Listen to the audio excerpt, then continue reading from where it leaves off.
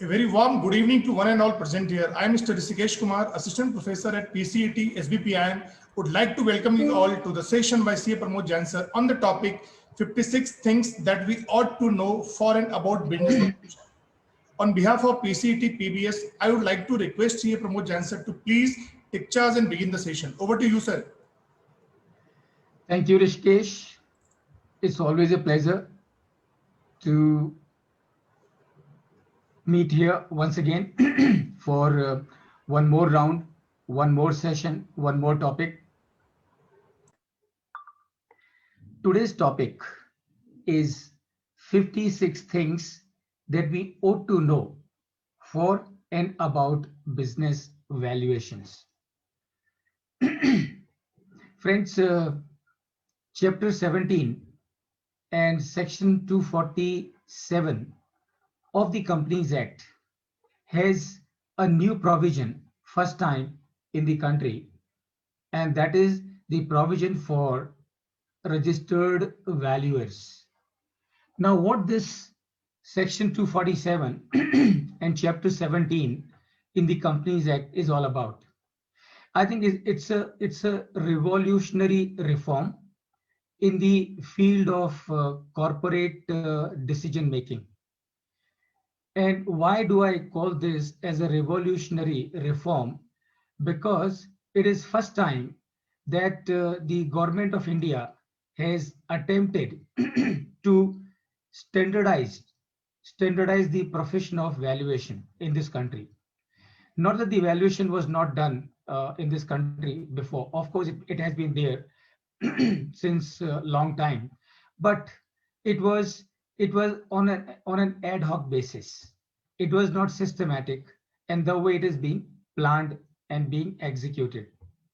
Now, as per this section 247 of chapter 17 of the Companies Act, today any asset, if it is to be valued for the purpose of Companies Act, it may be the issue of shares, debentures, any other security, tangible, intangible, any other asset which has to be valued.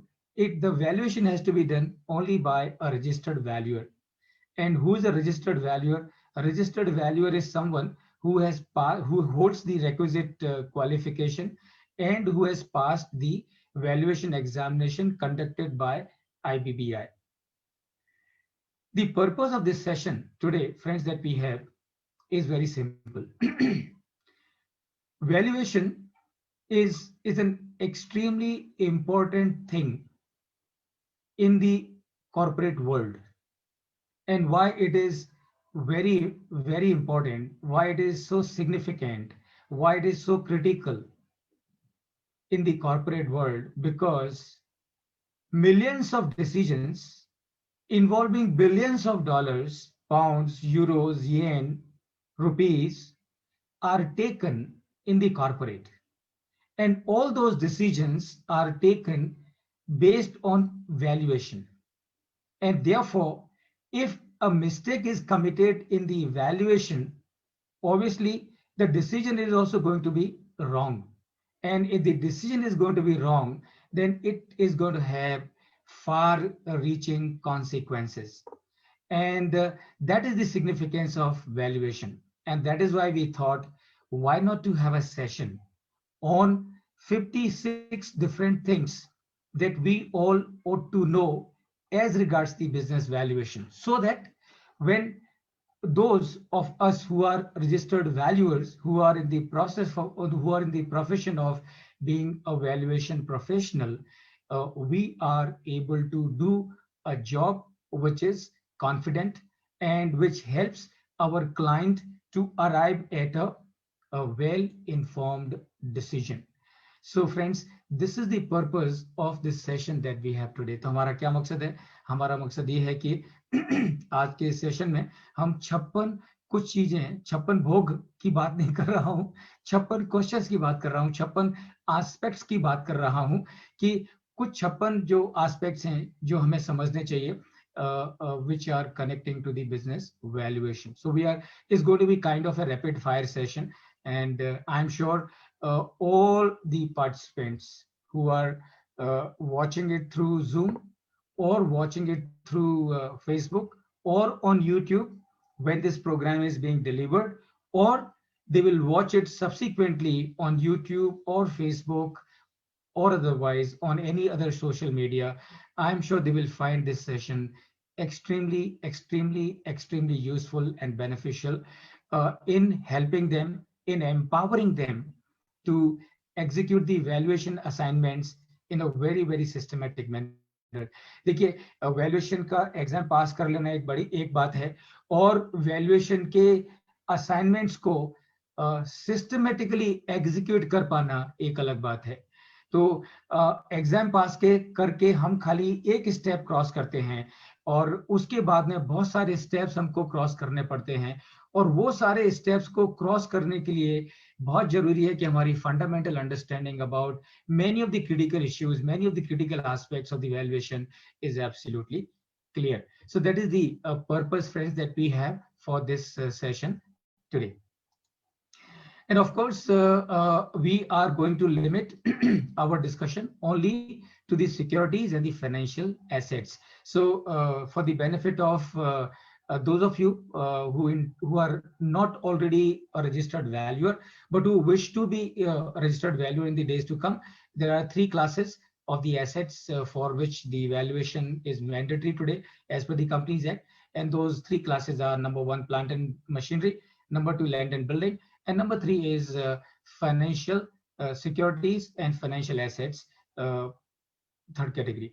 तो हमारा जो focus है, हमारा focus is only on the third category. So हम क्या सीखेंगे आज के इस सेशन में, क्या कवर करेंगे आज के सेशन में? हम सबसे पहले कवर करेंगे what is valuation and why valuation. तो जैसा कि मैंने पहले आपको बताया, what is valuation, why valuation. Valuation का सिंपल सा मतलब ये है कि as a company, as a business, you are entering into a transaction, and that transaction can be of any business transaction. It can be merger, amalgamation, takeover, acquisition, spin-off, some sale. And not only these, but there can be matters relating to family settlement. There can be matters relating to financial reporting. There can be matters relating to tax issues. There can be a matter relating to the financial planning. So for all those decisions, you need to find the value of an asset. And why do you need to find the value of an asset? You need to find a value of an asset because you have to take a decision. कि एक asset आपको, एक company आपको खरीदनी है, कैसे खरीदेंगे? You can buy this company only if you know what is the value of this company. So what is valuation? Valuation is the process to arrive at a figure which is supposed to be the approximate value of that asset. So please remember, what you're looking for is not the price. You're looking for a reference point, because price can be fixed of a product which is a standard product. Price cannot be fixed for something, which is like a company. Therefore, what you're looking for there is only to have a reference point. Why reference point? So that you are able to negotiate with the other party with whom you are going to transact this transaction. So that is the valuation. To find out the reference point for the purpose of decision making is the valuation. Why do we do valuation? We do the valuation because we have to take a decision, and that is why we want to find out the reference price. Now, what are the different purposes for which the evaluations can be done? We would have a look at them in a while. And friends, we will also understand as to how the evaluations are done. Of course, I know that a time of 1 hour is just not enough to understand all these things in detail. But remember, at this point in time, our objective is to get a snapshot. Our objective is to get to know the boundary of the evaluation, get to know the critical aspects of the evaluation, so that it serves as a booster to our career as a professional valuer or valuation professional. So how the evaluations are done? Of course, there are three different approaches. We will discuss about those 3 approaches in the course of the discussion. We will talk about the cost of capital. As a matter of fact, cost of capital is the crux, is the thrust area or thrust theme for our discussion today. Because if you are in valuation, your understanding about cost of capital has to be crystal clear. Crystal clear meaning absolutely crystal clear. You must be clear about A to Z of cost of capital. And friends, that is what is my endeavor in today's session, to give you that complete understanding about cost of capital. Hopefully, I'm sure I would be able to succeed. And then, of course, we understand as to what is the relevance of cost of capital in the context of business valuation. And then we come finally to the main theme, and that is 56 things that we ought to know about business valuation. And that is going to be kind of a rapid fire. As always, we will finish our session in 1 hour's time. And of course, in case if you have any question, any doubt about anything that I'm discussing or otherwise, you can always type your messages, your queries in the chat box. And in the end, I would request our moderator, Professor Rishikesh, to please read those questions and queries out, and I would be very happy to answer them. So let's start with, friends, what are the purposes for which the evaluations are done? So the evaluation, remember, can be done for many things, as you can see on the screen. So the evaluation can be for corporate transactions. And what corporate transactions? So those corporate transactions can be corporate restructuring, mergers, amalgamations, IPOs, buybacks, sale or purchase of assets, MBOs, MBIs, reverse merger, recapitalization, and so on and so forth. They can be for the compliance under FEMA, compliance as per the transfer pricing, compliance under the Income Tax Act, compliance under the SEBI. So valuations can also be required there. Valuations can be done for the purpose of planning. So estate planning, personal financial planning, strategic planning, M&A planning. So as a father, you may like to distribute your assets among your children, and you may like to will it. So how do you do that? How do you figure it out? How much to give to which son? So you will need obviously to know as to what are the values of all the assets that you have, so that you are able to systematically distribute all those assets among your children. The valuation is also required for the purpose of financial reporting. And remember, friends, those of you who are already registered valuer, and remember, this is a very, very meaty area. So meaty is the word I'm using, but remember, I don't mean to sound a non-vegetarian. When I say financial reporting is a very potential area for the valuation professionals. And why do I say? Because practically almost about 20 different valuation standards, that accounting standards that we have today as part of the IND AS or as part of the IFRS, they would require fair value measurement. So under so many indices or IFRSs, there is a requirement of fair valuation measurement. And who will do this fair value valuation, fair value measurement? Only a registered valuer like you and me. And therefore, it's a very, very, very, very potential area, and you must obviously tap it.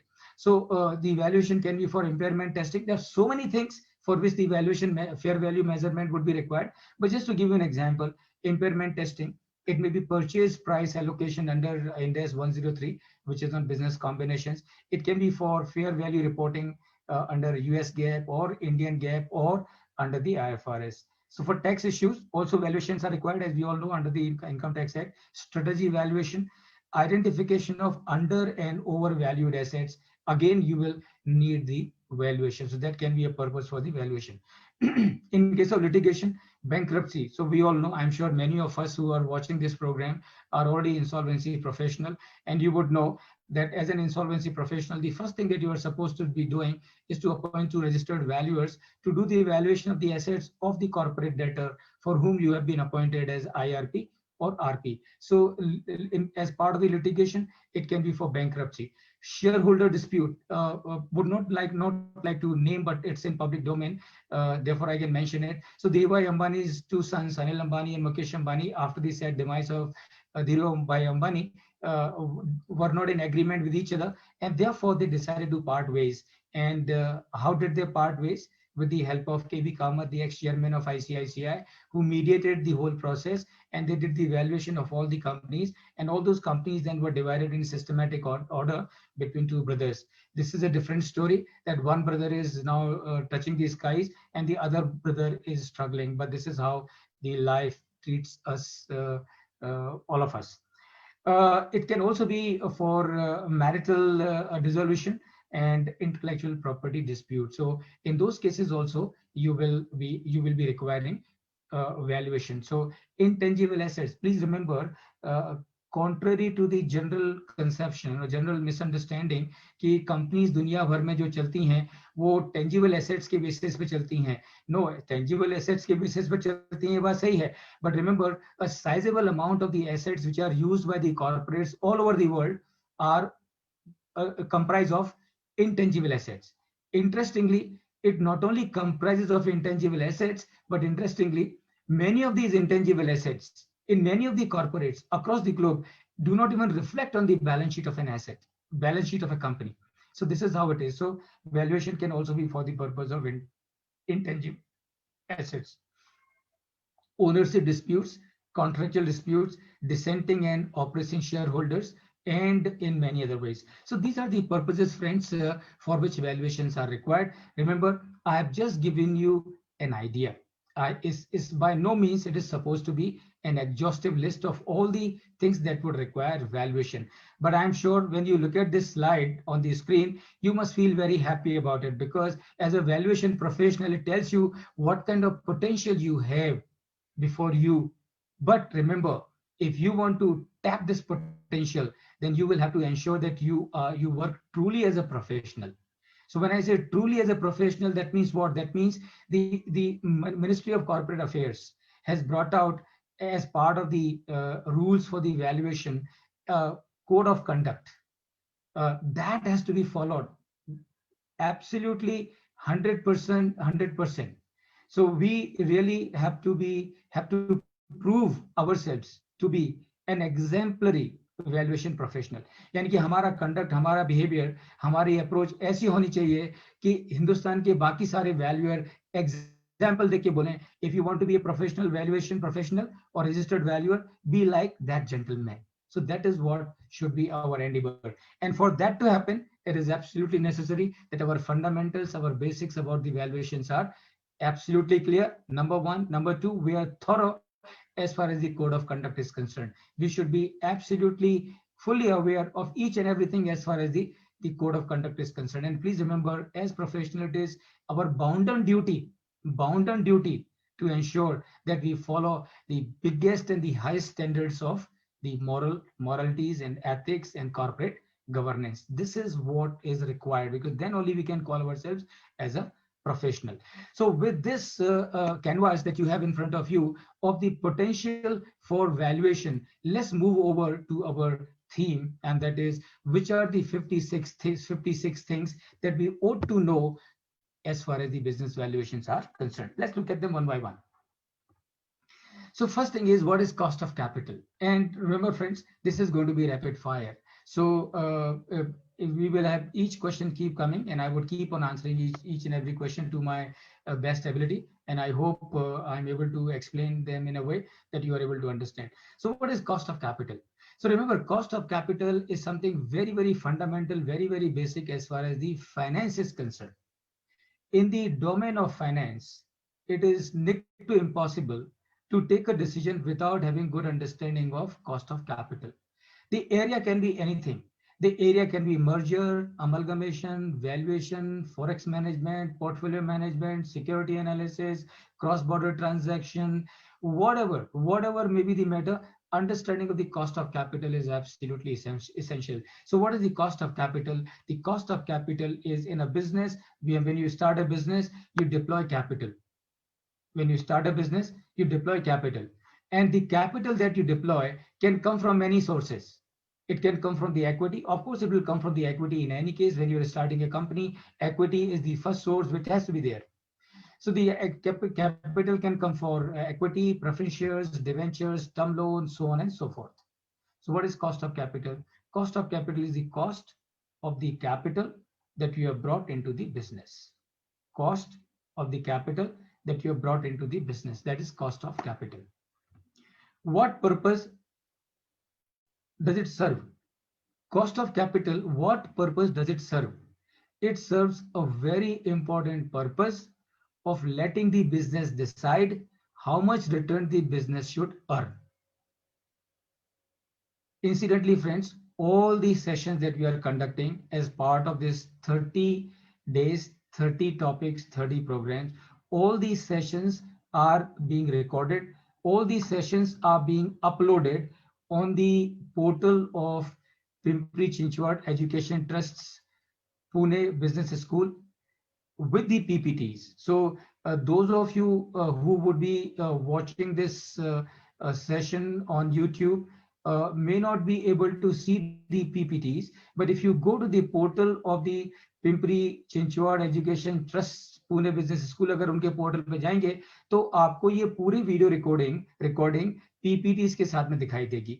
तो और not only आज की जो session आपको दिखाई देगी, बल्कि पुराने जो सेशंस हो चुके हैं अभी तक 16 दिन के, वो सारे भी वीडियोस वहां पर अवेलेबल हैं। तो अगर आपको वो कोई पुराना वीडियो देखना है तो आप वहां पर जाकर देख सकते हैं। Not only this, even in future, so we still have 13 more sessions to do before we complete the count of 30. So all those 30 sessions will also be available on the portal of Pimpri Chinchwad Education Trust, so you can watch it out there. So therefore whenever I am discussing something, I am not purposely repeating, though I would always like to emphasize something that I am discussing by repeating it once again so that your understanding becomes clear. But since we have a limitation of time and you have the facility of accessing all these videos, in any case I'm going to be very crisp in giving my answers. So what purpose does it serve?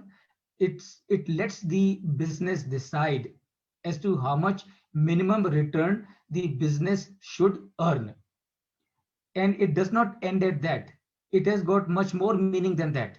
And what is that much more meaning? That much more meaning is, that means any decision, any business decision the business has to take, the cost of capital becomes the reference point.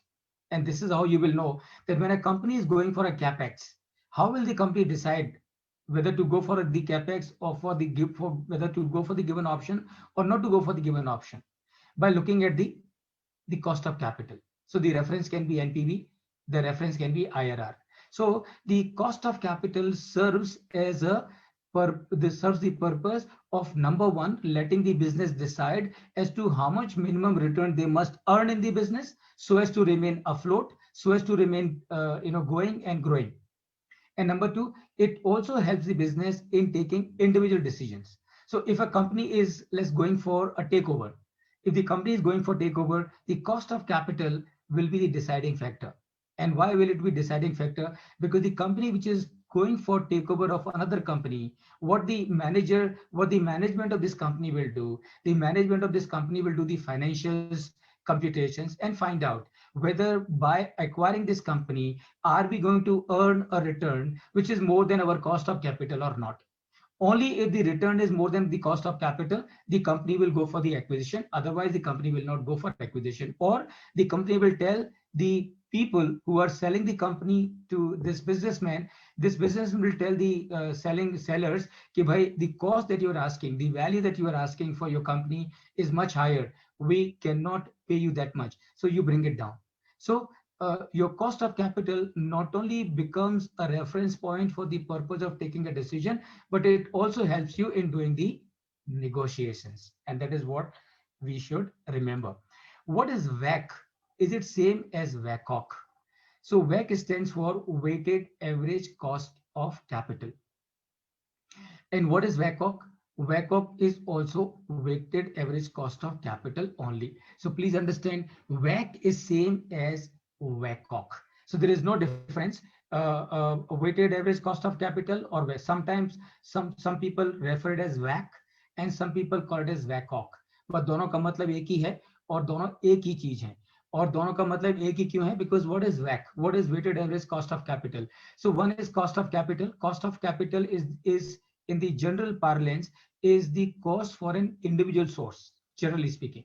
But a company will have multiple sources of funding, is capital structure. So the WACOC is the combined cost of all the sources through which the company has got the capital, isn't it? And I'm sure you can understand it. All these sources from where the company has got the finance obviously will have the different cost. So equity की cost अलग होगी, preferential capital की cost अलग होगी, debenture की cost अलग होगी, term loan की cost अलग होगी. So different sources, different cost of different sources. So therefore, what is WACC? WACC is the combined cost of all the sources put together. So WACC and WACOC is same, and what it is combined cost of all the sources of capital together. Are WACC and COC same or different? Now remember, WACC is specific, COC is generic. COC is cost of capital. Cost of capital can be for any source. WACC is specific. WACC is specific meaning what? WACC is the combined cost of all the sources. Of all the sources, equity, preference share, term loan, debenture, or whatever other sources through which the company may be funding its operations or funding its activities. So that is right. COC is generic. COC, cost of capital. So cost of capital can be for the preference share. Cost of capital can be for the equity shares. It can be for debenture. It can be for convertible preference share. It can be for convertible debenture. It can be for non-convertible debenture. It can be for optionally convertible debenture. So like that. So WACC and COC are not same as such, but WACC is also a form of COC because WACC is ultimately what? It is a combined cost of capital. So in that sense of it, they are same, but they are also different. Is WACC the COC or COC is the WACC? यानी कि क्या weighted average cost of capital है या फिर cost of capital WACC है? Now remember, WACC is COC for sure, but COC is not WACC always. WACC is COC. WACC is cost of capital for sure, but COC is not WACC always because COC, cost of capital, can be for many sources. WACC is the cost of all the sources together. Every WACC is COC. So every weighted average cost of capital is cost of capital, but every cost of capital is not WACC. Why every cost of capital is not WACC? Because cost of capital can be for equity share, cost of capital can be for the preference share, cost of capital can be for the debenture, cost of capital can be for term loan, and so on and so forth. So therefore, every WACC is COC, but every COC is not WACC because COC can be for so many sources separately. Can COC also be referred as cost of equity? COC, can COC also be referred as cost of equity? So remember, COC is generic. Cost of equity is a specific. So cost of equity is the cost of equity share capital. COC, cost of capital, is cost of different sources. So therefore, can COC also be referred as cost of equity? Answer is no. But cost of equity can be referred as COC. That means cost of equity is cost of equity. Equity is a source of capital, and therefore, COC is generic and cost of equity is specific. So cost of equity can be referred to as COC, but COC need not be cost of equity every time, because cost of capital sometimes can be cost of preference share, sometimes it can be cost of debenture, sometimes it can be cost of term loan. Can cost of equity be also referred as COC? And I have answered this question already. Yes, cost of equity sometimes can also be referred as cost of capital. Between the COC, cost of capital, and cost of equity, which is generic and which is specific? The answer is, as I said earlier, COC is generic. Cost of capital is applicable to all the sources of capital for the business. Cost of equity is specific. Cost of equity is only for the equity share capital. Is COC same as cost of equity, cost of debt, cost of preference share capital, cost of bond, cost of debenture, and also WACC? And the answer is yes. So cost of capital is generic. Since it is generic, it can be used for any source. It can be used for any source. Rather, it will be used for any source. How to determine the cost of capital? Now, friends, this is where we will really have to be very meticulous as far as the determination of cost of capital is concerned. Now, please remember, first of all, पहली बात तो I'm sure by this must be absolutely clear to all of us. The cost of capital would mean the cost of different sources. And therefore, friends, when we talk about determining cost of capital, it would mean determining cost of equity, determining cost of preferential capital, determining cost of debenture, determining cost of term loan and the other sources. Let us keep the cost of equity aside for the time being. Let us look at the first cost. How do we determine the cost of preferential capital? Determination of the cost of preferential capital, friends, is very simple, because any company, when it would issue the preference share, at that time itself, it would indicate as to at what percentage the holder of this preference share will get the dividend. So the rate of dividend in respect of the preference share is indicated at the outset when the preference shares are issued. So what is the cost of the preference shares? So the cost of the preference share is nothing but the rate of dividend to be paid on these preference shares. Now, how about the cost of debenture? Because in case of debenture also, the rate at which the interest is to be paid on a debenture is also known in advance or at the time of issue. So suppose if the company is issuing debenture denominated as 10% debenture, now what will be the cost of debenture in a case like this? Will it be 10%? Answer is no. Answer is no. And then you might say, why answer is no? Because in case of preference share, you said the rate of dividend of the preference share is 10%, then 10% becomes the cost of the preference shares. Why not the same thing in case of debenture? That is because in case of preference share, what is paid is dividend. In case of debenture, what is paid is interest. Dividend is not tax deductible. Interest is tax deductible.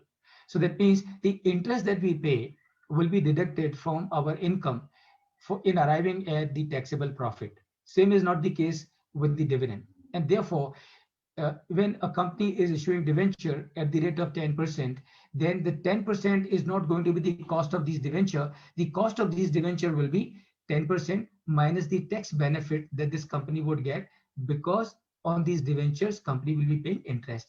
Let's say, for example, the rate of tax on these debenture, rate of tax applicable as of today is 22%. Is 22%. So rate of corporate tax is 22%, and the rate of interest on these debenture is 10%. That means this company will get the benefit of tax saving to the extent of 22% of 10%. That means company will be saving on tax of 2.2%. And therefore, these debentures on which the company will be paying interest at the rate of 10%, the company will be saving tax at the rate of 2%, 2.2%. Therefore, the effective cost of these debenture will be 7.8%. Same is the case as far as the term loan is concerned or any other debt instrument is concerned. So that is how you will determine the cost of capital other than the cost of equity. Equity, of course, is a different issue. How do we determine the cost of equity? And that is one area where we all professionals, valuation professionals, have to be more meticulous in determining the cost of equity. So how do we determine the cost of equity? So theoretically, if you refer the financial literature, you would see there are tens and thousands model given for calculating the cost of equity. And unfortunately, every model that you use will give you a different cost of capital. Now, since if all the models are giving different cost of capital, their reliability, dependability becomes zero. So you can't really depend on those models. So those models are only for the purpose of theory as far as determination of the cost of equity is concerned. But for determining the cost of equity, the best thing that what is the cost of equity? Let's first understand. See, remember, what is cost of equity? Cost of equity is nothing but expectation of return of owner of a business. That is the cost of equity, isn't it? So and how will it be decided? It will be decided based on the opportunity cost. So if I have 1 crore rupees in my hand, and if I am able to invest it somewhere and get a return of 15%, that means 15% is my opportunity cost and 15% becomes my cost of equity. But what is the problem then? Why can't we take the cost of equity this way? The problem is that you have to determine the cost of equity of a company that has got hundreds and thousands and lakhs of shareholders. and all these shareholders will have a different cost of opportunity. So if all of them will have different cost of opportunity, how do you figure it out, the combined cost of opportunity, so as to come to a figure of cost of equity for this company? So therefore, you have a very interesting model, and that is known as CAPM model, capital asset pricing model. So for the purpose of determining cost of equity, what you will do, you will use the CAPM model. What is CAPM model? We will discuss as we move forward. So cost of equity. So before I move forward, in case if anyone has any question, Rishikesh, if anyone has typed any question, you can please tell me. I will take that question before I move forward.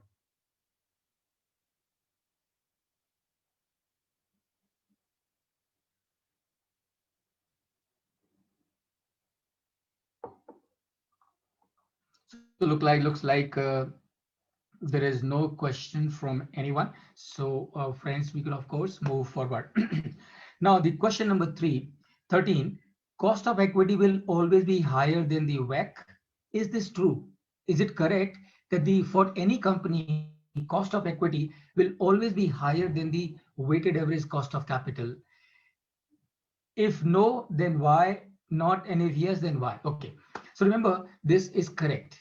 This is correct. The cost of equity will always be higher than the WACC of a company or WACOC of a company. Why is that? So please understand, it's very simple.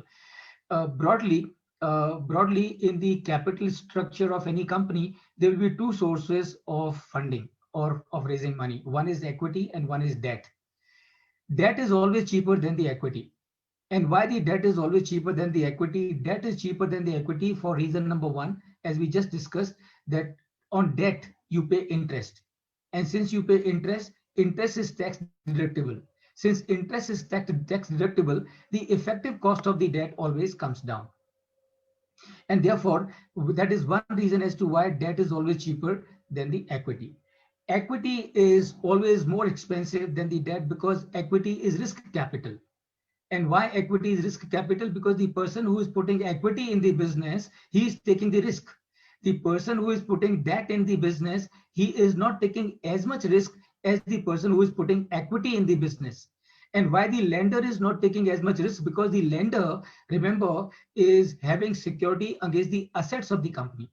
Since he has got the security of assets of the company, plus he has got a guarantee of earning a contracted rate of interest on his money lent to the business. So, but these two features are not available as far as the equity shareholder is concerned, because number one, he does not have a guarantee of a fixed dividend. So a company will pay dividend only if it makes profit. As a matter of fact, in certain cases, even if the company makes profit, it can still decide not to pay dividend. So therefore, the equity shareholder does not have the guarantee of earning a fixed rate of return by way of dividend, number one. Number two, if something goes wrong with the business, then equity holder will be the last person to get his money back from the company. And therefore, since he is taking higher risk, therefore his return expectations are always much higher than the return expectations of the lender. And therefore, please remember, equity is always expensive than the debt. Now, why is equity higher than the WACC? Because what is WACC? WACC is average of debt and equity. WACC is average of cost of debt and cost of equity. So since the cost of equity is higher, what is going to happen? The WACC is going to be slightly more than the cost of debt, but it will still be lower than the cost of equity. And that is why, friends, remember, cost of equity will always be higher than the weighted average cost of capital for the reason that I have just explained. Why is cost of equity always more expensive than the cost of debt? So cost of equity is always expensive because cost of equity is a risk capital. Debt is not a risk capital. Equity holder takes the risk. Since he takes the risk, his return expectation from the business are always much higher than the return expectation of the lender. And that is the reason the cost of equity is always more expensive than the cost of debt. What is CAPM? So we just discussed, friends, how to find out the cost of equity. We can find out the cost of equity by using a model which is known as capital asset pricing model. Now remember, when I say CAPM model, and I would tell you about myself. So whenever I would read, first time about CAPM, I will get frightened. Oh my God, CAPM, capital asset pricing model, capital भी है, asset भी है, pricing भी है, model भी है, चार चीजें बाप रे समझ में आएगा कि नहीं आएगा. But remember, it's very simple. What is capital asset pricing model? तो आपको क्या करना है? कैपिटल एसेट प्राइसिंग मॉडल का आपको क्या यूज है, क्या उसका एप्लीकेशन है, क्या पर्पस आपका सर्व करता है? Capital asset pricing model helps you to determine the cost of equity. Cost of equity यानी कि people who are putting equity in the business, what kind of return they should reasonably expect to earn that equity. That is what the CAPM model tells you. So how does it work out? How does it start? देखिए, सबसे पहले आप क्या करते हैं CAPM में? सबसे पहले in the capital asset pricing model, you take the risk-free rate of interest. And what is this risk-free rate of interest? This risk-free rate of interest is the rate applicable on the Government of India 10 years bond. So Government of India के जो 10 साल के जो bond होते हैं, उसके ऊपर जो applicable rate होती है, that is taken as the starting point as the risk-free rate. And why is this is called as risk-free rate? Because government of India bond, government के बॉन्ड हैं, 10 साल के लिए हैं, और उसके ऊपर जो रेट ऑफ इंटरेस्ट है उसमें कोई रिस्क नहीं है, because they are all guaranteed by the government of India. So anything which is guaranteed by the government of India is completely risk free. And since it is completely risk free, whatever rate of interest that you are able to earn on these 10-year government of India bond, that becomes your risk-free rate of interest. So you start, यानी कि कहने का मतलब क्या है? कहने का मतलब ये है कि as an equity shareholder इतना तो मुझे मिलना ही मिलना चाहिए, इतना तो मुझे, यानी कि जो risk free rate of interest which I could have earned from investing my money into the government of India bond, उतना तो मुझे कम से कम मिलना चाहिए. So I first take that figure. So let's say that figure is 7%. So I say 7% plus. Now what do I write? What do I take? I take something which is known as beta. Now what is beta? Now remember, friends, beta is a relationship. Beta is a relationship between the risk of return on the market and on the particular company that you are talking about. So it's a relationship between the, it's a covariance. So it is the relationship between the variance of return on the stock, which can be Nifty, which can be BSE, or which can be any other index for that matter, and the return of that company. So the beta indicates that. So beta, let's say, will be beta can be 1 or it can be more than 1. So for example, if beta of a company is coming 1.5, इसका मतलब क्या है? Agar if the beta of a company is coming 1.5, what does it mean? It means based on the analysis that has been done, it comes out that if the market increases, the market return, if the market gives a return of 10%, then this company will give a return which is 1.5 times of the return on the market. So which is 15%. So that is the beta. So beta is an indicator of risk. Beta is an indicator of risk. That means कि जिस company का beta जितना ज्यादा होगा, यानी कि वो company उतनी रिस्की है. और अगर कोई कंपनी रिस्की ज्यादा है तो ऑब्वियसली उस कंपनी में जो कोई पैसा इन्वेस्ट करेंगे उनको उतना ज्यादा रिटर्न चाहिए, isn't it? So that is the indicator of beta. So what you do, you take the rate of you take the risk-free rate of return, which is the government of India bond rate, plus beta. Let's say beta is 1.5%. So beta is 1.5. So write 1.5. Now you find out the market premium. So how do you find out the market premium? You find out the market premium by first finding out what is the return the market is giving. So let's say the market is giving 10%. Let's say market is giving 10%. That means if you would have invested your money into the market, you would have earned a return of 10%. Now what you do, you want to find out the market premium. So market return minus the risk-free rate of return, and that is 7%. So 10% minus 7%, 3% is the market premium. That means what? That means since you are not putting your money into the government of India bond, since you are putting your money into a company, that means you must be entitled to get a return of 3% extra. And since you are putting into a company whose beta is 1.5, so therefore you must get a return of 1.5 into 3, that is 4.5. So 7 plus 4.5 is equal to 11.5. So that means, according to CAPM model, for the company that we are talking about, the cost of equity works out to 11.5%. And I'm sure, friends, you can understand this 11.5% is quite reliable, quite dependable, and why quite scientific, quite authentic. Why? Because it is based on the risk, based on the risk-free rate of return, and based on the market premium that you should get. So that is your CAPM model, capital asset pricing model. What is beta? I have told you is indicator of risk. Can beta of a company be negative? Unlikely. Unlike theoretically, beta can be negative, but practically to find beta negative of a company is next to impossible. क्योंकि negative beta का मतलब क्या है? Negative beta का मतलब ये है कि अगर मार्केट ऊपर जाता है तो ये कंपनी की प्राइस नीचे जाएगी, और मार्केट अगर नीचे जाता है तो ये कंपनी की प्राइस ऊपर जाएगी. So beta, that means there must be an inverse relationship between the return on the equity, the company, and the return on the market.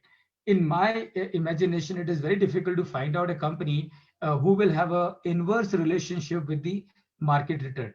तो ऐसी कंपनी ढूंढ पाना मेरे लिए तो बहुत मुश्किल है कि जिसके return will go in the opposite direction. So if you can find a company whose return will be in the opposite direction to the return on the market, then you can have a company which will have a negative beta, but not otherwise. If no, then why? And if yes, then why, how, and then when? And I have told you. So normally it will not be there. But if you can find a case, if you can find a company whose return are inversely related with the return on the market, then you can have a negative beta, not otherwise. What is risk? How the returns connected with the risk? A risk, of course, is an uncertainty. Uncertainty is risk. When there is certainty, there is no risk, because then it's a loss. So how are the returns connected with the risk? Higher the risk, higher the return expectation. What is systematic risk? So remember, what is systematic risk? A risk arising out of system is systematic risk. And what is system? System means an event which is universally impacting all the businesses in the same way. Say, for example, now COVID, you have this corona virus happening. Now, COVID is a systematic risk. And why it is a systematic risk? Because virtually it has impacted the entire economy. And therefore, it is known as systematic risk. So what is systematic risk? Risk generated out of the system. So that means something which is impacting everybody is a system itself. As a system itself, something is going wrong. So that is your systematic risk. What is unsystematic risk? So unsystematic risk is a risk which is not systematic. That means something which is not happening to the entire economy or to the entire industry, something which is company specific, and that is the unsystematic risk. So let's say, for example, if a company is highly leveraged vis-a-vis the other companies in the industry. Now, for this company, it is unsystematic risk. And why it is unsystematic risk? Because this risk is applicable only to this company. So that's your unsystematic risk. How do these impact the beta? Now, remember, it's a very interesting question, and please pay attention. Systematic risk will not impact the beta. Okay, there might be marginal difference here and there, but we are not worried about that. We are looking the broad understanding. So systematic risk will not impact the beta, generally speaking. And why is that so? Because what is beta? Beta is the relationship between the return of the company and return on the market. So if COVID is impacting everybody equally, therefore it will not result into any change in the beta, because as the company is getting impacted because of the COVID, so is the market. So therefore, systematic risk will not impact, really speaking, the beta, but unsystematic risk will definitely impact the beta. So एक company अगर वो leverage नहीं है तो उसका beta कम होगा, लेकिन अगर वो कंपनी लेवरेजिंग करती है तो उसका बीटा इंप्रूव होगा. इंप्रूव मतलब ज्यादा हो जाएगा. क्यों ज्यादा हो जाएगा? Because this company is now leveraging meaning, so if you are borrowing, if you are basing your operations based on the borrowed capital, you are taking risk, so your beta will go up because you are going for unsystematic risk. Does CAPM give you an accurate cost of equity for a given company? Answer is no. And please remember, CAPM does not give you an accurate cost of equity. And please understand why CAPM does not give you an accurate cost of equity, for the simple reason, because for you to say that this cost of equity is accurate, you must know as to what is the accurate cost of equity.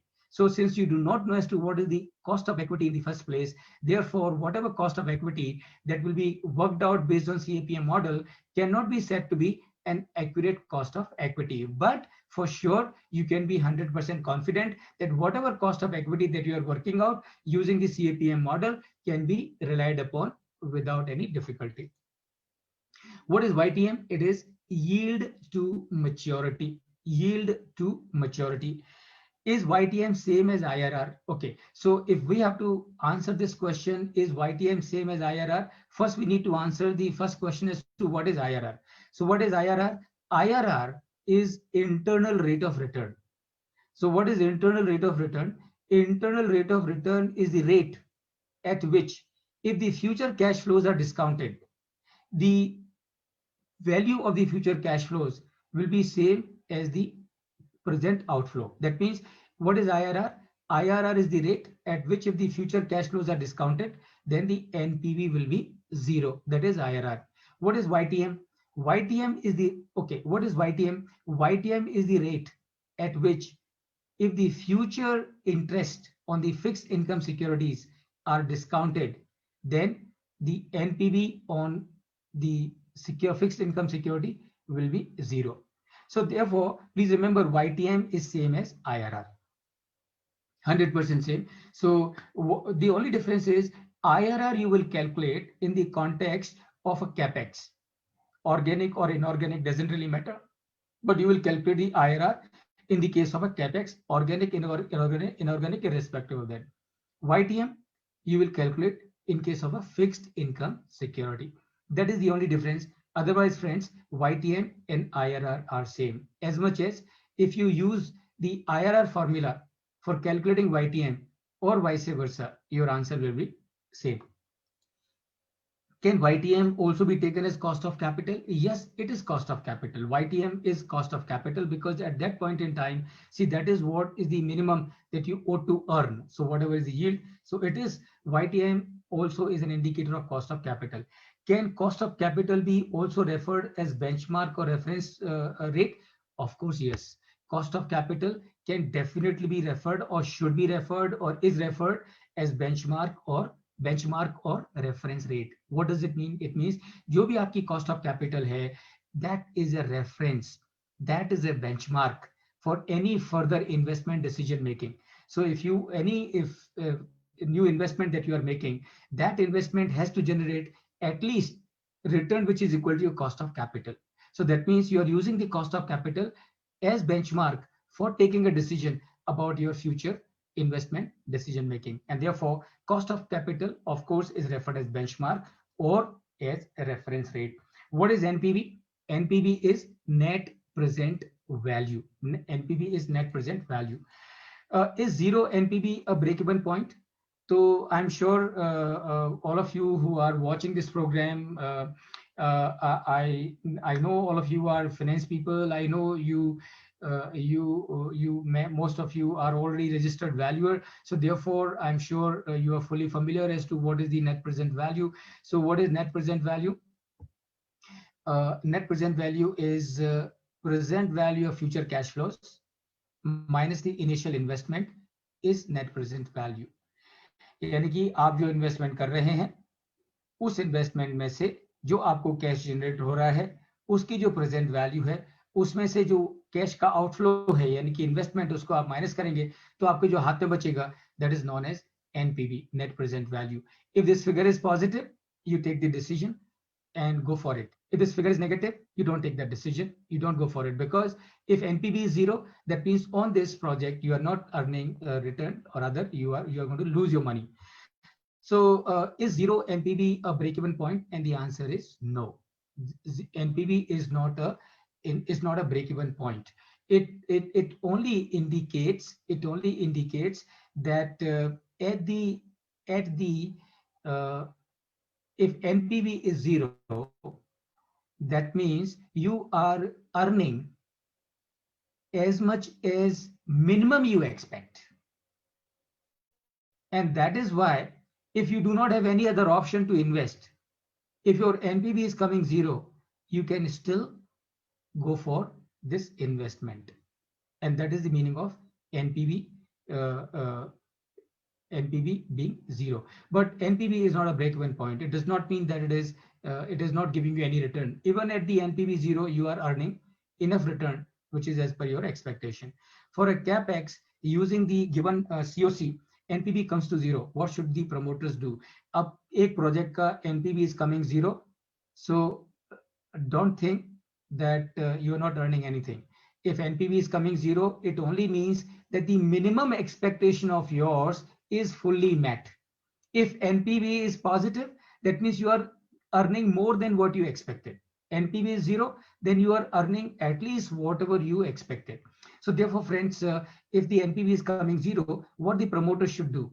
Promoter should see, do they have any other opportunity of investing their money where they are going to get NPV which is positive. Then you go for that project. But if the promoter does not have any other option other than the one that he is considering where the NPV is coming 0, he should close his eyes, go for this investment, because if NPV is 0, he is definitely earning the minimum return that he needed to earn. Is cost of capital static in nature or it is dynamic? It is absolutely dynamic. Cost of capital is never static. Cost of capital changes every day.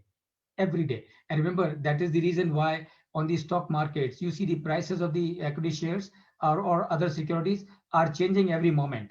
So as the prices of the equity are changing, shares are changing, securities are changing, that means the cost of capital is also that much dynamic. It is never static. It changes every day. Will a cost of capital be the same for every businessman or business? Answer is no. The cost of capital will never be the same for all the businessmen. Cost of capital will also never be the same for all the industries. Cost of capital will never be the same for all the geography. You see, that is how you know that in India the interest costs are high, in Japan the interest costs are negative, in Europe and America the interest costs are low. That means what? That means the cost of capital in these geographies are different. And therefore, please remember, cost of capital is never same for two businessmen, never same for two companies, never same for two industries, never same for two geographies. The cost of capital will vary from person to person, industry to industry, economy to economy, and also from time to time. Even for the same person, the cost of capital today and the cost of capital tomorrow need not be the same. XYZ's required rate of return was 15%. So we friends are overshooting the time by 5 minutes. So in next 5 minutes, I think we'll wrap it up. XYZ's required rate of return was 15%. He had an opportunity where he was getting an IRR of 18%. He did not go for it as a better opportunity was available to him. Now, what should be his reference rate for investment evaluation? His reference rate now has to be 18%, because if he would have invested his money, he would have earned 18% in any case. So therefore, any investment that he makes now should give him at least a return of 18%.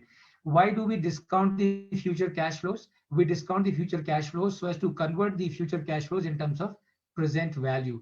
Why do we need to convert the future cash flows and find the present value? We need to find the present value because our investment is happening today.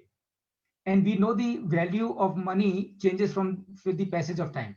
तो जो आने वाला पैसा है हमारे पास में future में, और आज जो हमारा पैसा जा रहा है, अगर हमें कोई डिसीजन लेना है तो हमको ये सारे पैसे की वैल्यू एक प्लेटफॉर्म पे लेके आनी होगी. And that is why we discount the future cash flows. So by converting the future cash flows using our cost of capital, we convert the future cash flows in terms of present value. Since we convert the future cash flows in terms of present value, it becomes for us to do the apple to apple comparison, and that helps us to take a decision. While discounting the future cash flows, what do we try to achieve? We try to achieve the present value. We try to achieve apple to apple comparison. Is the purpose of discounting future cash flows is to ascertain the purchasing power of future cash flows? Answer is no. Answer is no. Because by discounting the future cash flows, you are not trying to find out the purchasing power of future cash flows. No. If you have to find out the purchasing power of the future cash flows, then what you need to do, you need to discount the future cash flows not by the cost of capital. You need to discount the future cash flows by the rate of inflation. So if you discount the future cash flows by the rate of inflation, you will get the purchasing power. But if you discount the future cash flows by the cost of capital, you will get the present value of the future cash flows. If value of money has to be constant over the years, will you still require to discount the future cash flows? तो कहने का मतलब ये है कि अगर जैसे हमको मालूम है कि आज की तारीख में पैसे की वैल्यू रोजाना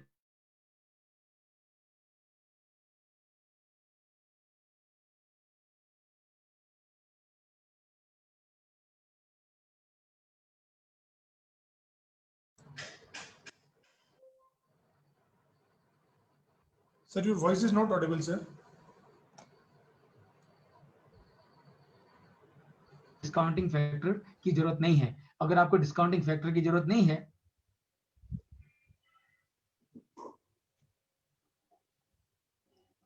और अगर आपको डिस्काउंटिंग फैक्टर की जरूरत नहीं है, तो फिर आपको डिस्काउंटिंग फैक्टर मालूम करने की भी जरूरत नहीं है.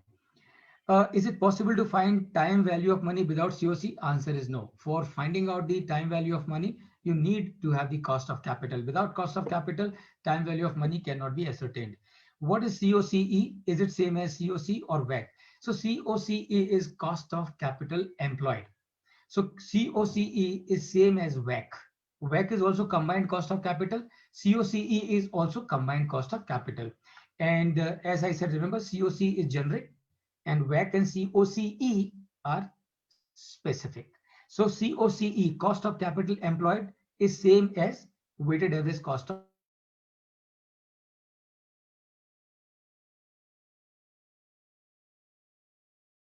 return on capital employed. Now समझ के लीजिए.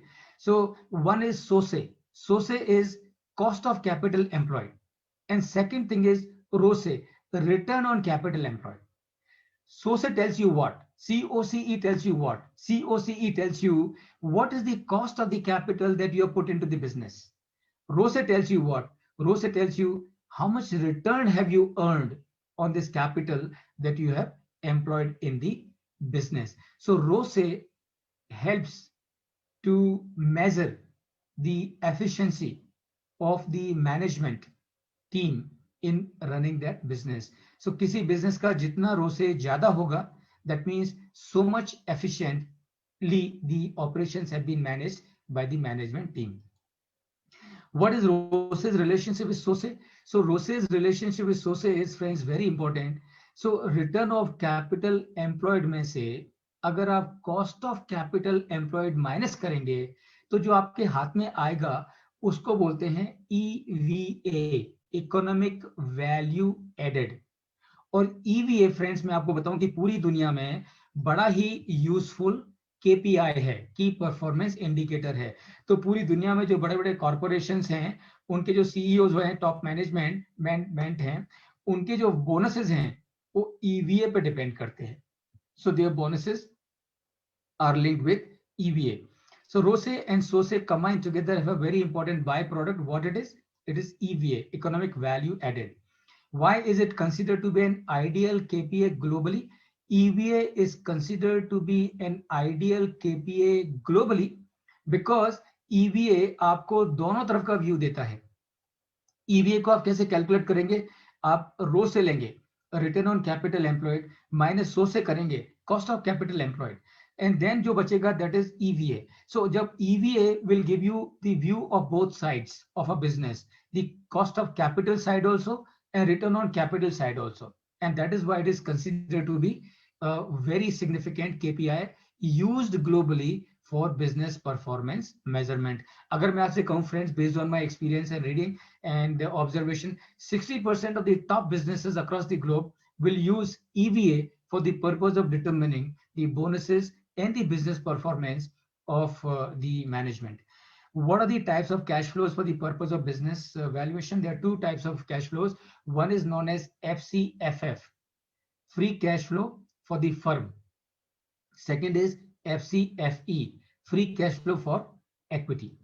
Now, दोनों में difference क्या है? The free cash flow for the firm is the free cash flow available for all the stakeholders of a business. All the stakeholders meaning what?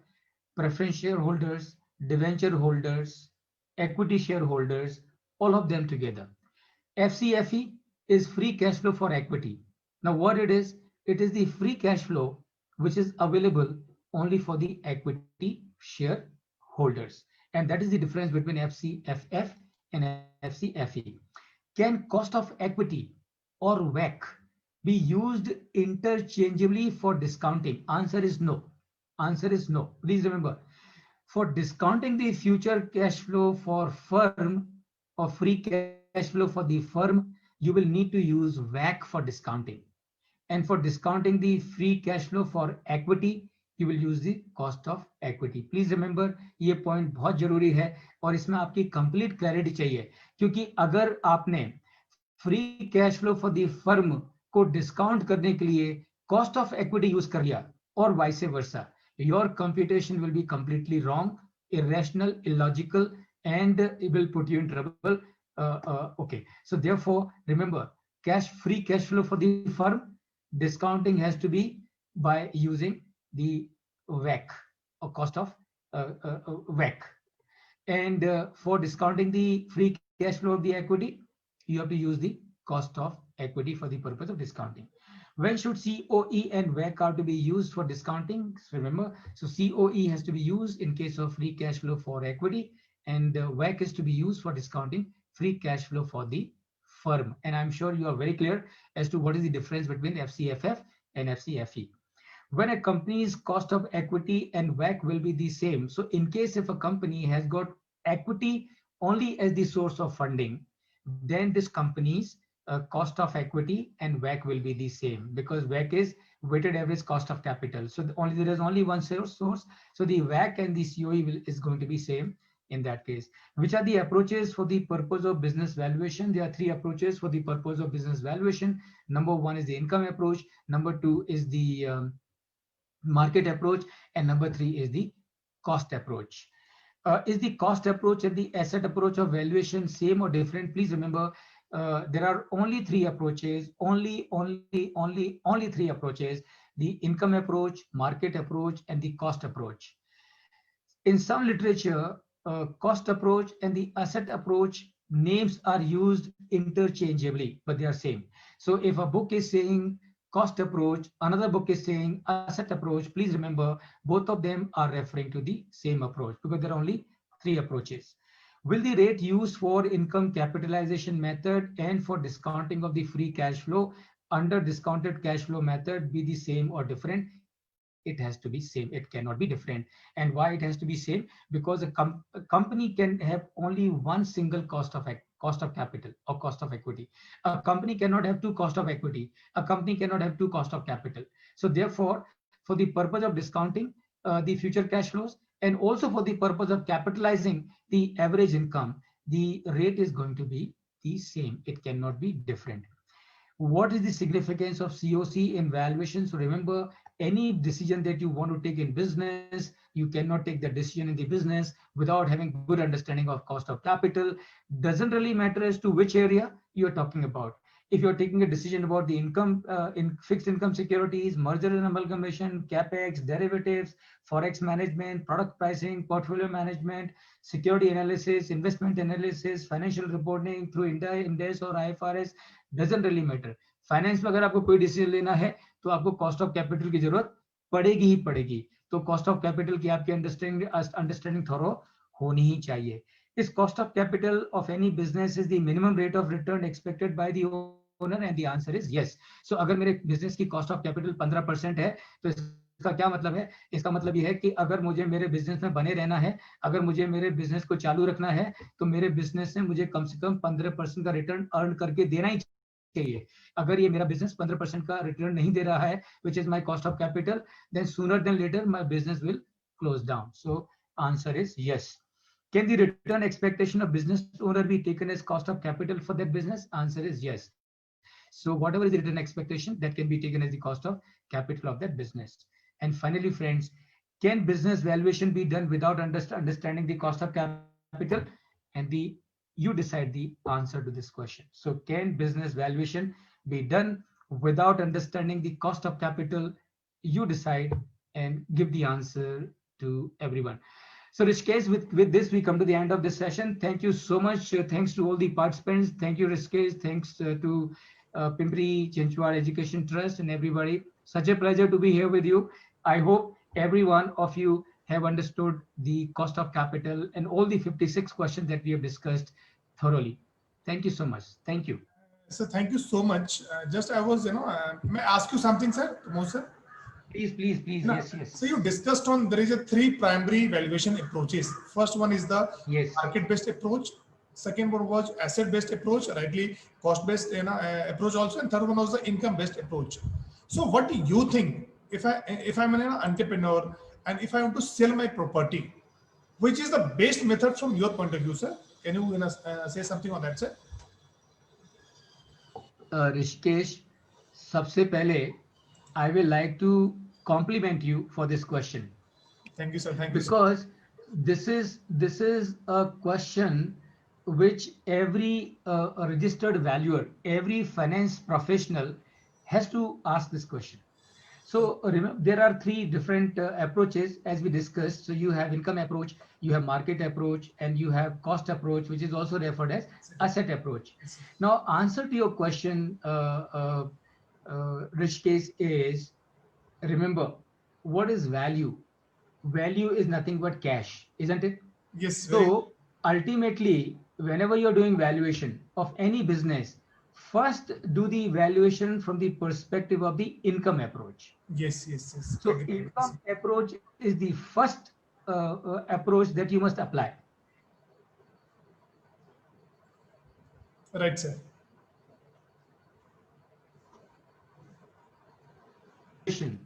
By using the market approach. तो market approach को आप backup करके use करिए कि उसको वो जो आपने वैल्यू वर्कआउट करी है वो कितनी सही है कि नहीं है. Income approach is the fundamental. Sir, thank you so much. And one basic question I'm asking you, sir. Please. In this, if we talk about today's generation, they are not just looking, after job. They want to start their own venture. Right. And after spending a lot of time and money, we can say, after 5 to 6 years, they think we're not getting profit, and they're sold to some of the big company. So when we talk about ROI, when we talk about break-even point, when we talk about what was my profit and loss, we talk about net asset value, that is NAV. So what do you think, sir? As an entrepreneur, they should sell their property to somebody, or they should wait for some time for their business growth? Okay. Okay. Again, Rishikesh, very good question. Very good question. And remember, when should you sell it? That is the question. Yes, sir. Yes, sir. Answer is very simple. You must sell it when you will get the maximum value. So, as a young entrepreneur, new entrepreneur, you have started a new business. When should you sell it? You sell it when you will get the best value for it. So, as an entrepreneur, you will have to judge कि अगर मैं आज बेचूंगा तो मुझे ज्यादा value मिलेगी कि 3 साल के बाद बेचूंगा तो ज्यादा वैल्यू मिलेगी. Same question I was about to ask you, sir. Right time to sell my business. So that is a call that you will need to take. And remember, that decision will not only be determined based on the timing when you think you will get the best value. It will also depend based on many other factors that will be going on in your mind. Now, say for example, if I start a business, right, and I have run it for all these years, and now I am 58. My children are settled in US, and I do not want to spend my remaining life working because my children are not interested. So what will I do? I will not wait for 1 year, 2 years. I'll sell it off today. Why sell it off today? Because value for money is when it is in my hand. So today I want to get relaxed. So I'll say, forget it. I will sell it today. Whatever money I get is good enough. So in finance, you should never wait for the ultimate price to happen. And why you should not wait for the ultimate price? Because you do not know as to what the ultimate price is. Yes, yes. Because many times in real life, in want of getting the ultimate price, people end up getting zero in their hand actually. Yes, yes. The value of money is when you are able to use it. If I'm getting a right price, I think I should sell my business to somebody, right? Thank you so much, sir. Thank you so much. Sir, you discussed on valuation. So when we talk about cost of capital, or you talk about key performance indicator, some of time if I'm running any business, so if like I'm a CEO for any company, I'm a CFO of any company, or I'm a CTO of any company, some of time I'm working as an employee. But once is your founder is looking at you, right, he's the right guys who can take my company ahead. So company is giving you some share also, apart from what salary you're getting from company. So what do you think, sir? What is your thought on that? Why companies are giving some sort of share to that employee? What is the benefit? What founders are getting out of this? See, the major advantage is retention. Okay. Major advantage in all these ESOPs and all these options is retention, because the person who is working in the company, he has a motivation to continue in the company, because then he would be able to encash Right. the options that he has got from the company. Right. Sir, thank you so much, sir. I must mention our deep sense of appreciation for CA Pramod Jain, sir, on his in-depth information on the topic 56 things that we ought to know for and about business valuation. Our heartfelt thanks to our participants for active participation. With these warm words and a kind message, we move to the end of today's webinar. We'll meet tomorrow sharp at 5 p.m. on the topic, how to become rich from share market. So thank you so much for your lovely session. And as a marketing faculty, I am trying to learn a lot of concepts from finance. So maybe some of time I can share my input, what I'm learning during this 30 days program. No doubt, sir, it's very good for me. I'm going to share something with my students also, sir. So thank you so much for your time and valuable guidance to us, sir. Thank you so much. Thank you, Rishikesh. Thank you, everybody. Wish you all wonderful evening. Thank you so much. Thank you, sir. Thank you, sir. Thank you. Thank you, sir. Thank you.